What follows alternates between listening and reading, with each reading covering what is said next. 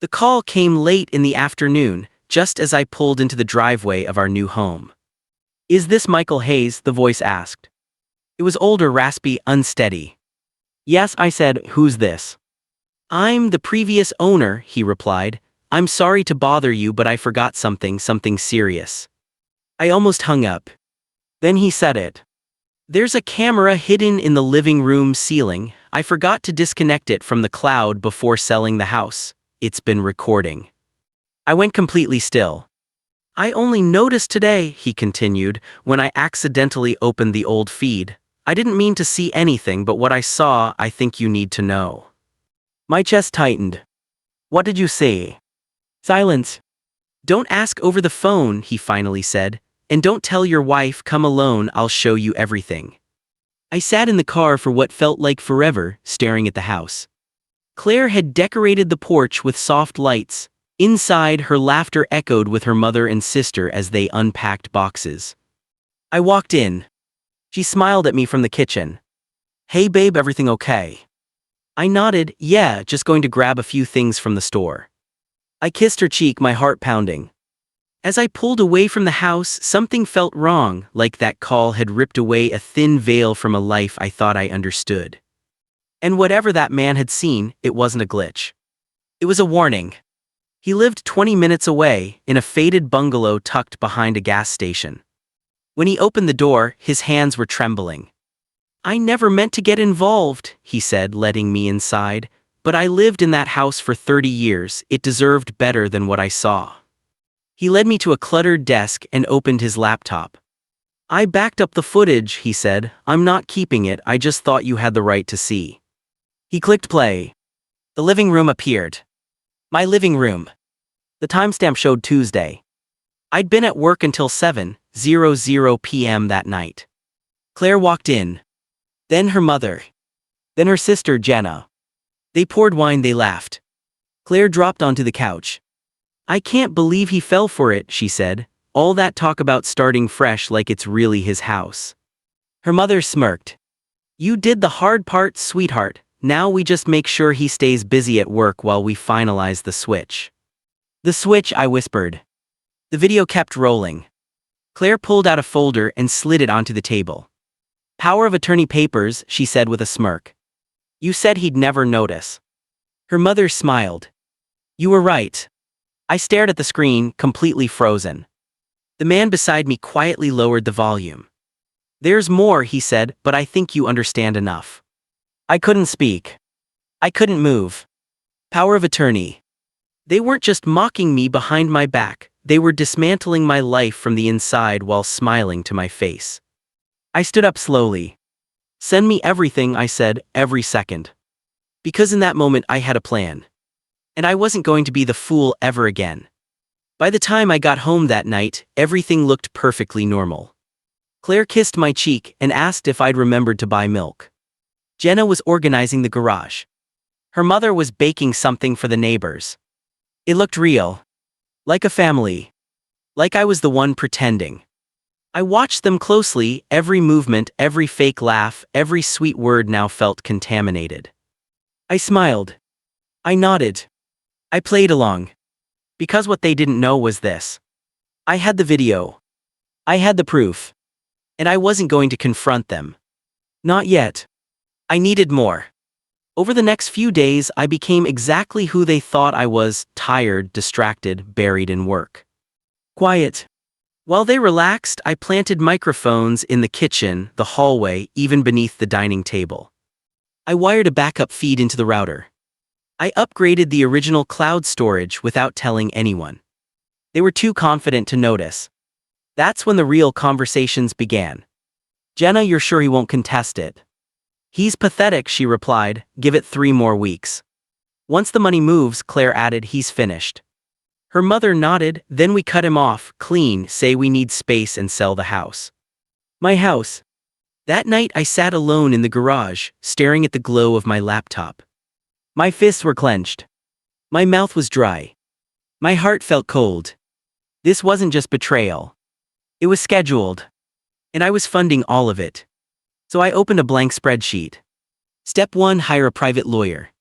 Step 2, quietly pull every asset back under my name. Step 3, give them the performance of a lifetime. The lawyer worked out of a quiet building on the edge of town. Harold Maddox, a seasoned estate attorney. No flashy suit. No unnecessary questions. Just sharp eyes and airtight paperwork. I didn't tell him everything. Not yet. I need to revoke a power of attorney I signed 3 months ago, I said, quietly. He frowned. You know, revoking it without notice could raise suspicion. I'm counting on that, I replied. We filed the paperwork that same day. He advised me to make copies, secure financial backups, and start shielding my assets, bank accounts, investments, and most importantly, the deed to the house. They thought I was blind. But by Friday, every major asset was back under my control. All I left behind were empty shells, the ones they were circling like vultures. Then came the bait. That weekend, I walked into the living room smiling. Guess what, I said, I got a raise, a big one. Claire's eyes lit up. Jenna clapped. Her mother said, I knew you had it in you. I leaned into the role. Nice dinners. A new suit. A thoughtful bracelet for Claire. They thought their plan still had time. They thought they were winning. What they didn't know. I already owned the stage. And they were just reading lines in a play I was directing. All that was left was the final act. And it was going to be unforgettable. 2 days before their planned switch, I overheard Claire on the phone in the backyard.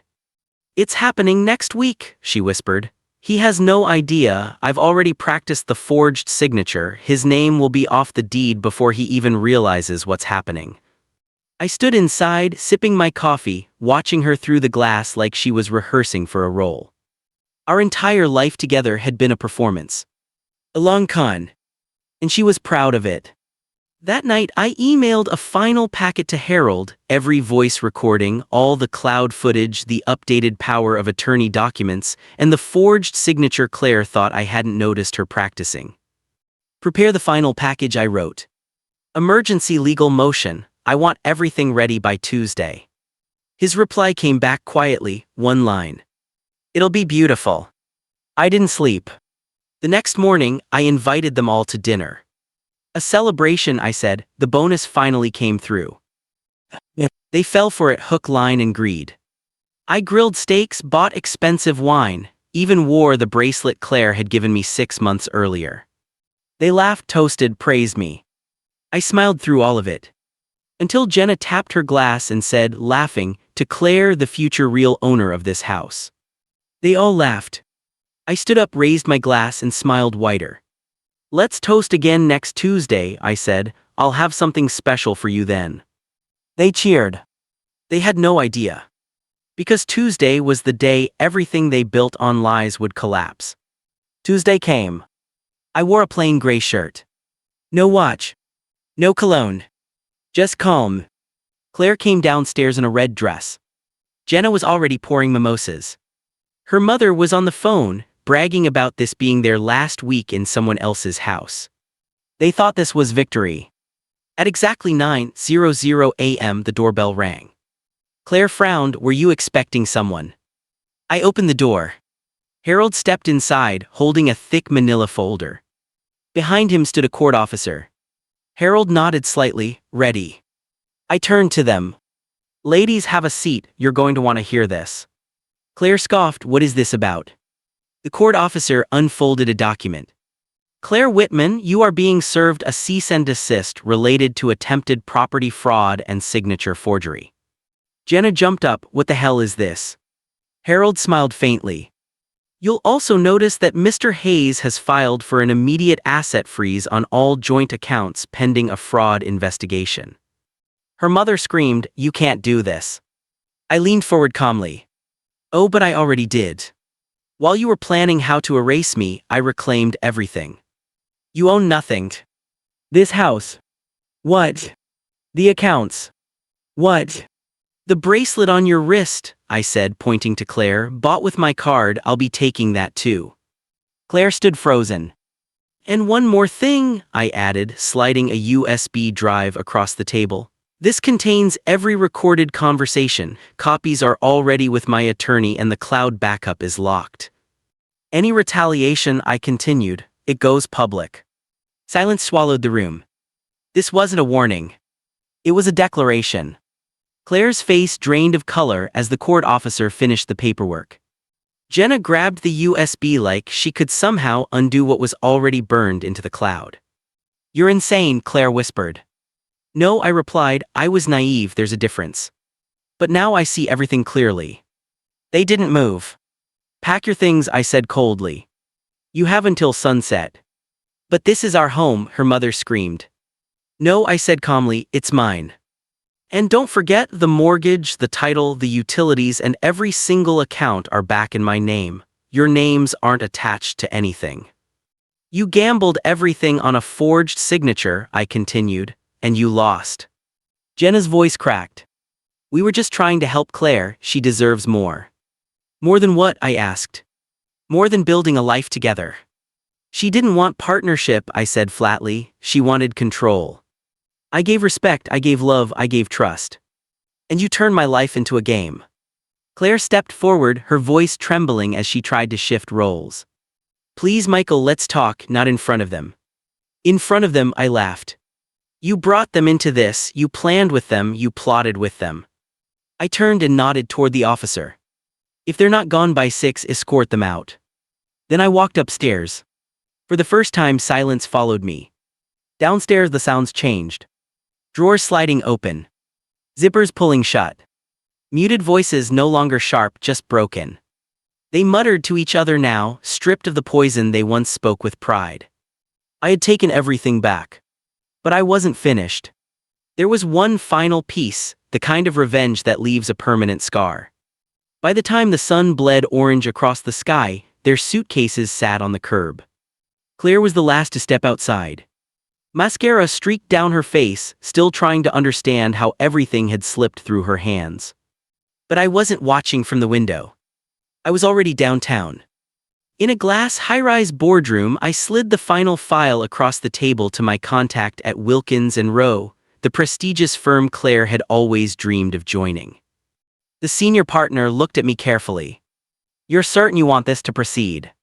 I nodded.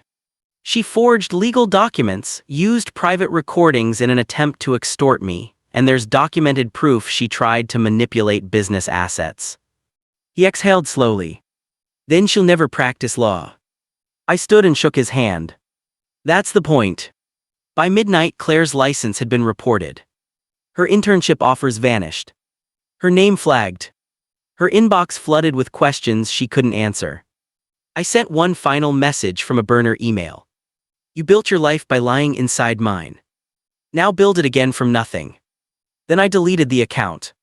Back home, I sat alone on the porch with a glass of bourbon. The night air bit my skin. But inside, everything felt clean. They thought they were smarter. They thought I'd stay quiet. They thought love meant I'd never fight back. They were wrong. I didn't just fight. I won. And the best part, they never saw it coming.